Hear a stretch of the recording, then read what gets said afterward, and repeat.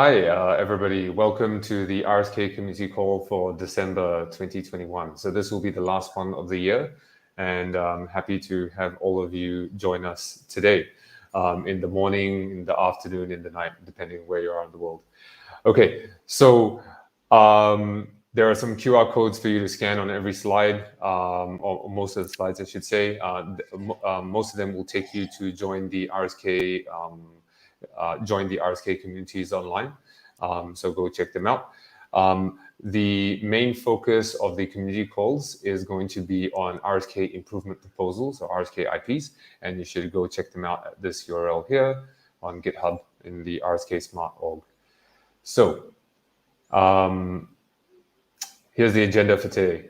We won't be sticking to the times exactly, but roughly the order is going to be Adrian will be covering the next hard fork, codename HOP, and as well as a update on the next release of RSK, of Iris.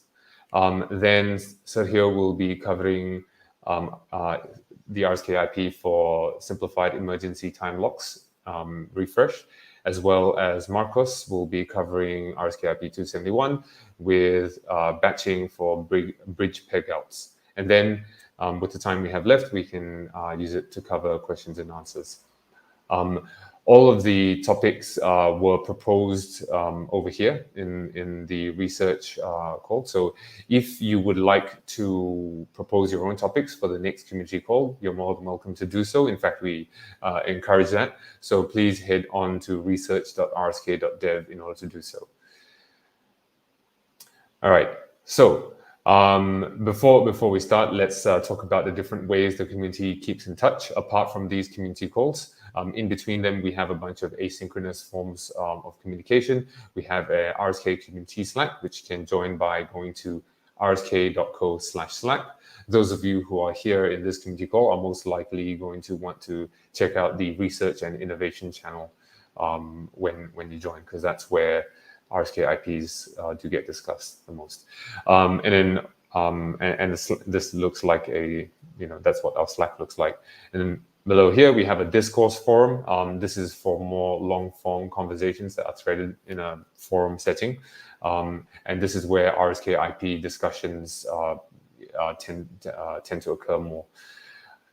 We encourage you to propose your own RSK IPs and discuss existing ones that have been already posted. So yeah, hope to see more of you participate over there. All right. Also, another quick announcement. This is old news by now, but we did release the 5th RSK network upgrade in RSK Iris. That mainnet activation occurred a while ago. And if you want to see more details on that, you can go back to the October community call using this link here. It'll be posted on our channel shortly. Cool. And finally, we do have these community calls. The main objective of this is to get together feedback, to discuss the consensus protocols on the RSK network.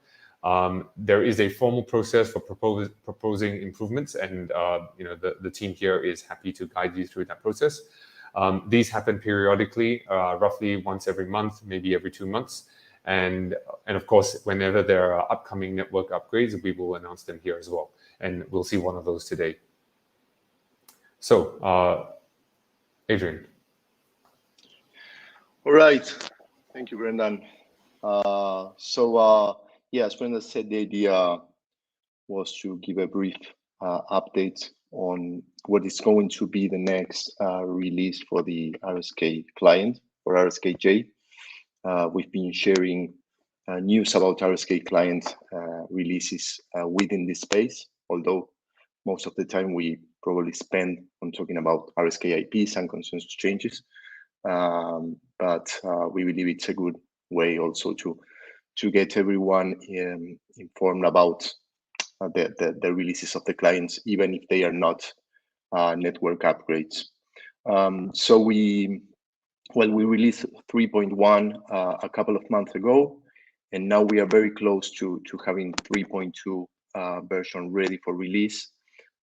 Since this will most probably happen before we have our next community call. We thought it would be a good idea to give a brief update on 3.2 as well. As I said, we are targeting the first half of January next year, of course, to release 3.2. And 3.2 is a release that contains several improvements in the JSON RPC interface. To name just a few, there is an improvement to how the gas estimate method works, the estimate gas, sorry. We've been hearing the community about some recurring issues with the estimation of gas for transactions where they would get probably an estimation that would be lower than the actual gas required. So this is improving 3.2. There is support for new methods that are not described there, but specifically to new arguments that were not supported in already existing methods. For example, the pending argument in the get block by number method, to name one of those, or improvements in the syncing method as well. And then there is a bunch of improvements related to performance and to robustness of the clients. To name a couple of those, we are introducing some improvements to how the messages queue is it's handled. We've seen some nodes lag for a short period of time under certain scenarios of too many messages going through the network and through the nodes. And the idea of these improvements is to avoid these issues in this kind of scenario. So there are improvements in how this message queue is, how the messages in the queue are prioritized and handled. And some caches that are introduced that will make the node start faster when it's at startup, right? So to make it faster, to have the node running at the beginning of when you run a node. Of course, all these changes are not non-consensus changes, so they are not mandatory. 3.2 is a non-mandatory upgrade for mainnet. However, one of the things we've been doing lately, and also from feedback from different users working on RSK testnet, we have been identifying issues that are and challenges for users working on testnet that we want to improve in the following few releases. And starting with 3.2, we are introducing some improvements to how the testnet behaves under certain scenarios where the mining difficulty drops, which is a specific behavior of testnet. This does not happen in mainnet. And we are improving this basically so that when the difficulty is decreased, that doesn't lead to a big number of blocks being mined in a very short period of time. So we are doing some adjustments there that will improve the life of users and developers working on testnet. But this is a consensus change for testnet. So we highlighted this item in the presentation because while Iris 3.2 will not be a mandatory release for mainnet, it will be for testnet. So of course, everything will be informed with time, so everyone can update their nodes on time, as I said. There's no specific date for activation or for release. Which will probably happen in January, as I said before. But of course, anyone running nodes on testnet will need to update their nodes when this is available. Of course, users that are using public nodes this will not have any impact on users using other nodes as the public nodes. And this change does not affect in any way your contracts or your dApps. It's no change needed from your side apart from updating testnet nodes when this is available. So that's mostly it about 3.2. There are some links there in the presentation. The first one is a link to the release candidate. This is not, this has been tested like in the last phase of testing. So anyone can use this link and download the node and run it, but we encourage you not to use it for production purposes because it's not finalized yet. And the second link, you can get a full detail of every change introduced in 3.2 in case you want to go into further detail about what's included in 3.2. So that's it about the next RSKJ release. If you want to go to next slide, Brendan. All right.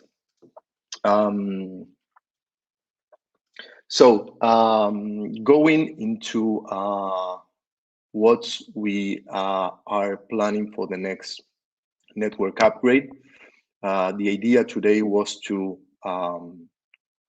talk about a couple of RSKIPs that from IOB Labs we are proposing to be part of HOP, which is the name for the next network upgrade of RSK. Of course, this is open to conversation and to discussion, and anyone can post their proposals to be discussed and included in the next hard fork. What we have done is we created an entry in the RSK Research Forum, which is the first link. So to open up the discussion for the scope for HOP. But we have already proposed two of the improvements that will be presented today by Sergio and Marcos. And our proposal coming from IOB for HOP is to keep the scope limited so that it does not take a long time to be released and activated, different to what happened with Iris that took a long time. And the idea here is that, or at least we propose two improvements, which is peg-out patching that will be presented by Marcos, and then the time lock refresh, which is something that the community raised some concerns when this was released in Iris. So we don't want to wait a long time until this is tackled from our side. And that's why we want to keep the scope for HOP very, very limited. But again, this is open to discussions. And the idea is that we can, for the following few weeks, have conversations around this. And hopefully we can get to a consensus and an agreement about the scope for HOP in the next few weeks. There is no defined dates, as I said. At least what I think is that HOP should be released and activated late Q1 2022 or early Q2. And well, that's very brief introduction about HOP and about these discussions that we want to have. And so today we are presenting these two proposals for HOP. So that's mostly it from my side, Brendan. Yeah, awesome. Yeah, and I think this is a good illustration of the community calls, because this next like when we talked about the previous hard fork, right?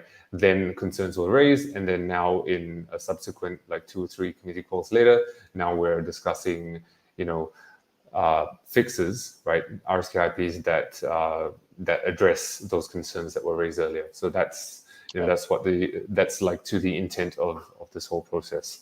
So yeah, exactly. But again, this is open to discussions. This is what we are proposing from IOB Labs, and hopefully we will have other members of the community, giving their thoughts about this in the next few weeks.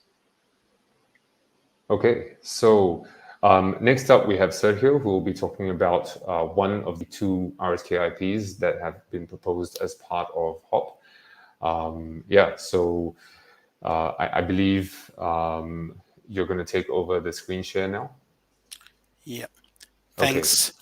Thanks, Brendan, and thanks, Adrian, and thanks for the community. Okay, so let's start.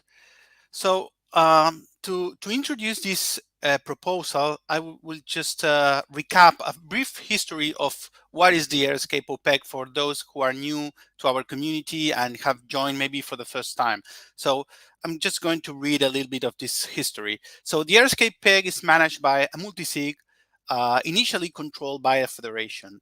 This multisig private keys must be held in hot storage, because the PEG is automated, right? We don't want any kind of human intervention in the PEG. This is related to censorship resistance. This is related to regulation. We just want the system to be automated. In March 2018, RSK started protecting the keys with HSMs for higher security. These are hardware security devices that they protect private keys. But we went further. We wanted additional security. And in December 2020, RSK started protecting the case with PO HSMs. These are HSMs that follow RSK consensus, right? So to send commands to the proof of work HSM, basically you need to send the commands that come from the RSK blockchain, and they have to have 33 hours of accumulated difficulty of about 50% of the Bitcoin network. So that's a huge amount of hash rate, and it can only come from RSK.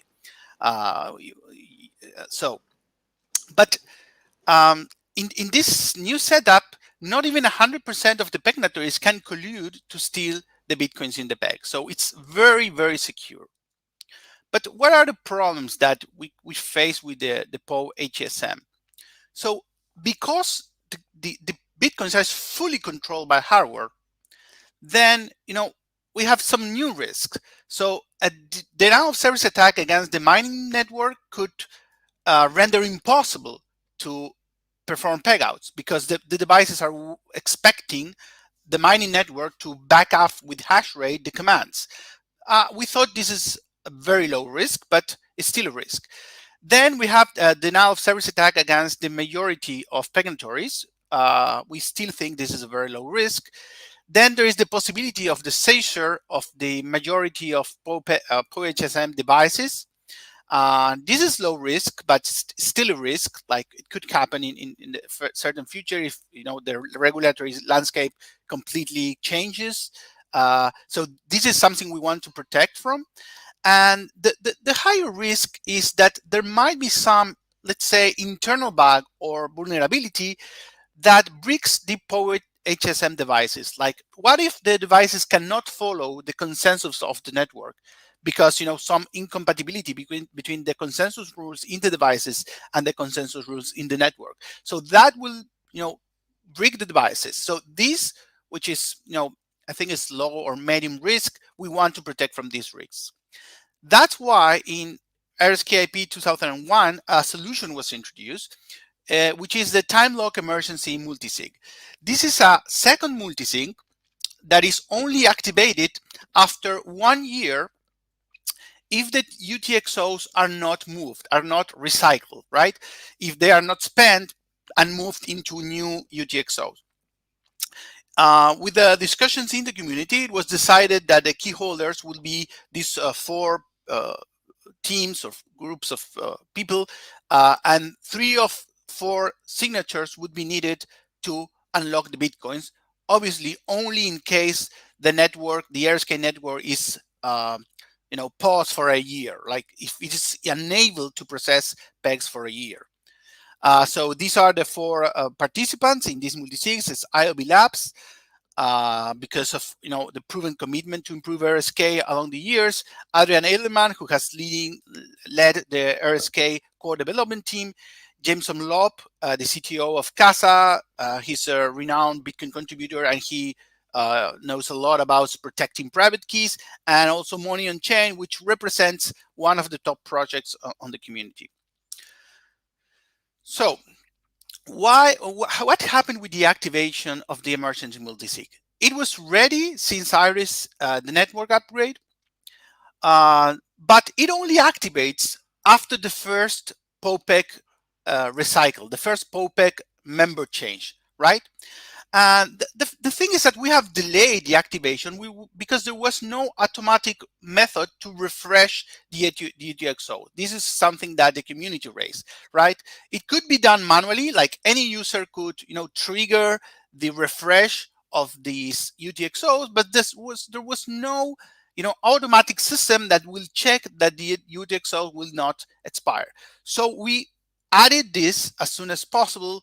Well, we had a previous RSKIP for this, but we created a simplified one. This is the RSK 2064 simplifies emergency time lock refresh, which is basically an automatic method to refresh the UTXOs. And we expect that the emergency multisig will be activated only after RSKIP 2064 is activated. So the emergency multisig basically will depend on this RSKIP being activated as requested by the community. So a short description, because it's very simple RSKIP, you can read it online, but it basically checks the UTXOs every time, about 2 weeks. It has some mechanisms to protect from any tampering with the timestamp. So it checks by block number and also by time. So it makes sure that it never stops checking the time logs. It renews all UTXOs every 6 months, and it will renew the time logs 6 months prior expiration. I didn't say this, so there is an enormous gap of time that you have opportunities to renew these expirations, and it will have a very low expected load on the node, because possibly there won't be any UTXO to refresh, or very few of them, because they are automatically refreshed every time any user performs a pegout, right? And it will be, the efficiency of this RSKIP will be best if we implement RSKIP 2070, which reduces the amount of UTXOs that are under management of the bridge, right? To keep that amount kind of small and manageable. So we think this would be good to do in the following hard fork. So this is all. It's very simple, and yeah, thanks. I hope to hear some questions from you. Thanks, Brendan. So what I can search is that Iris was activated in August 2021. In the slide, it mentioned January, so it can be a bit confusing. And the emergency multisig is not activated, as you said, but just in case, clarifying. Yeah, January was the time the RSK was proposed. Sorry, it was activated in August. Yes. Brendan. Awesome. Okay, so have I taken over the slide share correctly? Perhaps. Aha, okay. Awesome. Okay, so and thank you so much, Sergio. That's going to be an integral part of the next hard fork, hopefully. And next up, we have Marcos, who is going to be talking about RSKIP 271 for batching bridge peg-out transactions. So instead of having a single Bitcoin transaction per peg-out, we can combine them together. So take it away. Hello, everybody.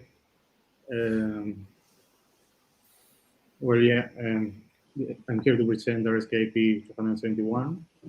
The idea is to reduce the cost for users that perform a payout while maintaining the same security we have currently in the peg. So first, a review of the current payout process. Nowadays, a user that wants to perform a payout needs to send funds to the bridge contract. It needs to be above a certain minimum. Right now it's 0.004 RBTCs in mainnet. And then the bridge, when it receives those funds, creates a Bitcoin transaction, sending the equivalent in Bitcoins to the user, to his address. And then there's like 4,000 RSK blocks confirmations for the POW HSM to accumulate the needed difficulty to sign it. And when finally the user will receive the amount he sent to the bridge, but minus the fees paid in the Bitcoin transaction. So the proposal, if you can go to the next slide.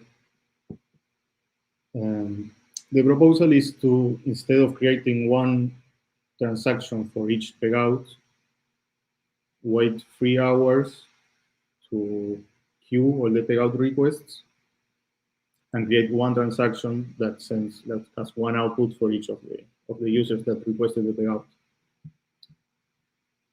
So in this case, we are adding like a 3-hour delay to the process, but in favor, you will be paying less transaction fees because, well, if we have like, let's say 5 payouts in the queue, and since it's only one transaction, the fee will be divided among the 5 users. So we have an improvement in the costs, like maintaining still the security provided by the POW HSM. Just comments for a following network upgrade after POP. The idea is to reduce the amount of needed confirmation blocks by making some changes to the POW HSM to consider the uncles. So that will be reduced to around 16 hours, I think. But that will be for the next hard fork after POP. So you can go to the next slide. Okay, so also to improve the user experience, we propose to add some new methods to the bridge. One of them is to get an estimated fee for the next payout.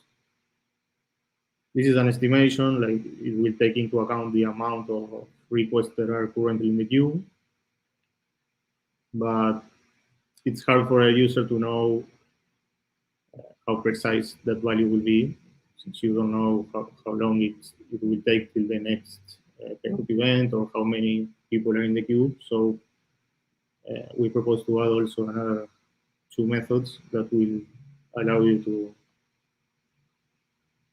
check with the bridge at which height the next payout event will happen and how many users are currently in the queue. In the worst case scenario, there will be like a release transaction for only one user that will pay the full transaction fee, but that will be like the current case we have now. So in that case, nothing will change. And where we also propose adding a new bridge event that includes the Bitcoin transaction hash of the release transaction and a list of the RSK transaction hashes that correspond to the payout requests. This will allow for an easier debugging of the state of a payout transaction. Next slide. Okay, so well, as I was saying, the cons of this is that there is a 9% increase in the time a user needs to wait to receive his funds. But on the bright side, we expect to reduce this time in the following network upgrades. And the pro is that there will be less fees to be paid by users. So we believe this is an improvement to the two-way payment. Well, that's it. I don't know if there are any questions. So Marcos, from the user perspective, I guess there is no change by introducing this payout action. I mean, users need to to do the same, exactly the same things they are doing currently to do a peg out. Is that correct? Yes, the user will do exactly the same steps. There will be some extra blocks they will need to wait, and there will be these new events that will allow them to track down the transaction where the release transaction is included. But Marcos, as you said, the user experience will be better if wallets can show the estimated fee to users, because currently I think wallets do not show that data that information to users, so users are blind of how much they will pay. But with this method that you added, then the wallets can show this to the user. I think that improves the user experience a lot. Yeah. It's still an estimate that's important to clarify. I mean, we will never have the exact value because it depends on several factors, like the exact amount of requests at the moment we create the payout. Also, the UTXOs available in the bridge to create the transaction. So it's almost impossible to create an exact value, but we can give a pretty good estimate. Yeah, but even if it's not exact, it will tend to decrease, because as you add more pegouts, then it starts decreasing. So it's more probably that it decreases than it increases, right? Yeah, and the worst case scenario, you end up paying the actual fee. Mm-hmm. Yeah, no, as you say, Serge, today there is no easy way to know the amount of fees the user will pay when doing a payout. So this would be great to have, to give more clear information to the users about what they can expect. Mm-hmm. Yeah, they might even decide not to do the peg out in that way, and use another fast peg out system if they see that the cost is higher than they expect. So yeah, it's good for the user. Yeah, exactly. So about Marcos mentioned that here where it says in the following network upgrade, so that would be after hop, right? So the idea of introducing taking into consideration the proof of work from the uncles that is not being currently considered, so that the amount of blocks needed until you get to the target accumulated difficulty, it's lower than it is today, right? Mm-hmm. Yeah. If we can do that for a following network upgrade, I think that would be great for the user also. So we will have a shorter peg-out time. Yeah, cool. Yeah, I've got a question. Can that other one also come in hop, or do they have to be two subsequent network upgrades?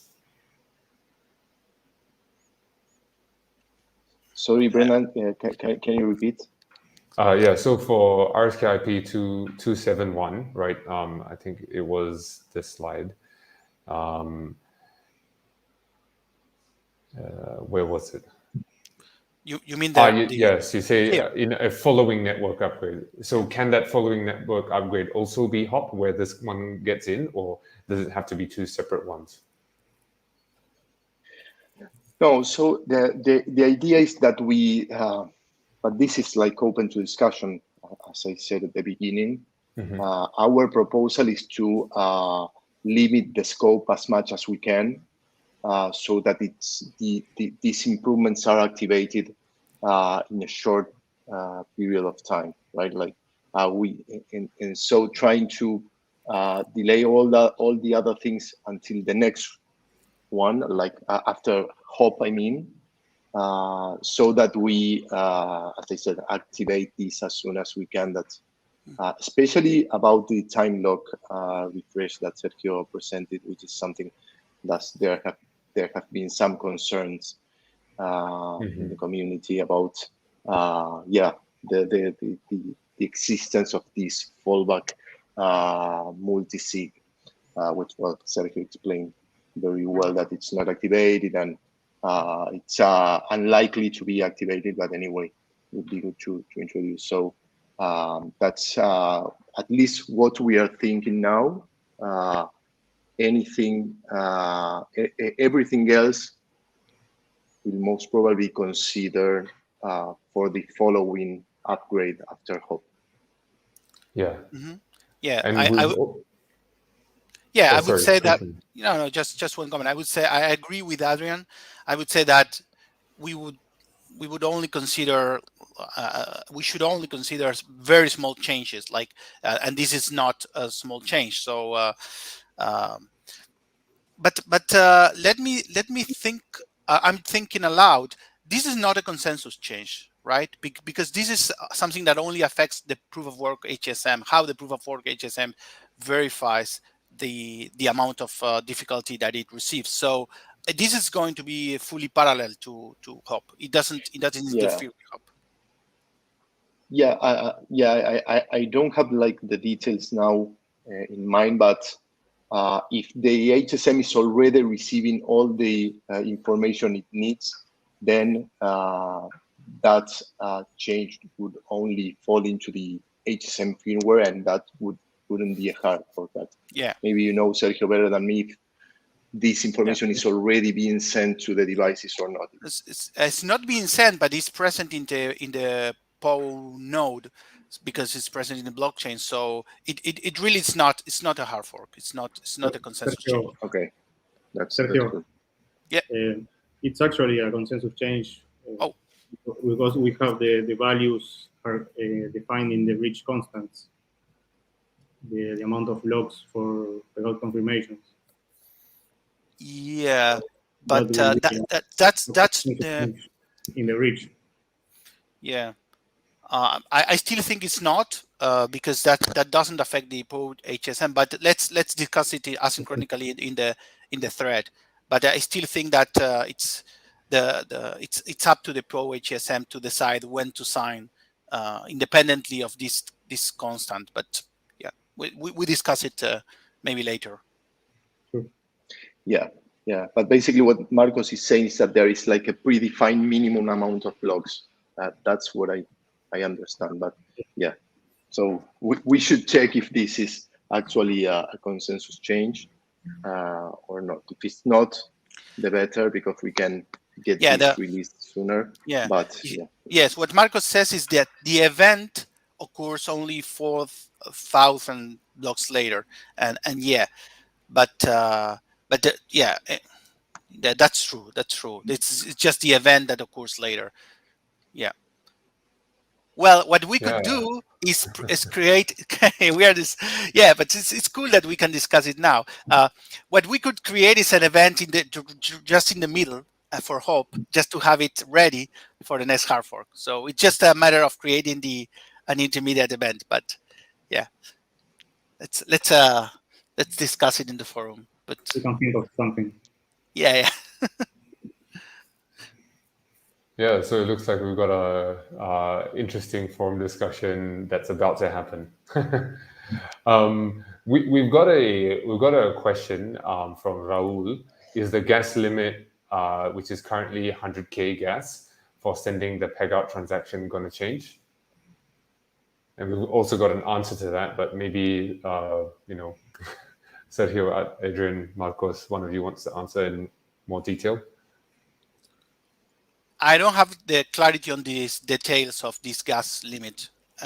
Marcos, do you have an idea? No, as far as I know, it's not changing. Yeah. Okay, it's. I mean, we are not considering any change in this in the cost for for this. What is being reduced is the cost of the Bitcoin transaction fees, which is the most significant cost. But it's not being reduced. I mean, it can potentially be reduced if you share those fees between all the pegouts that are batched together, right? which is the most significant cost for a payout right now.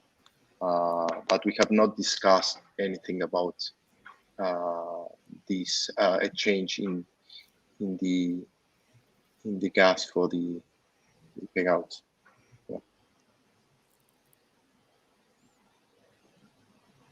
Yeah, awesome. Okay, so all right, I think we're almost done. If you have any more questions, please drop into rsk.co/slack, and that will redirect you to our community Slack channel, and you can ask questions there, or research.rsk.dev, and yeah, you can ask questions there too. Before you wrap up, just wanted to cover a few things. So the RSK Improvement Proposals process is defined in, well, sort of recursively in RSKIP 0.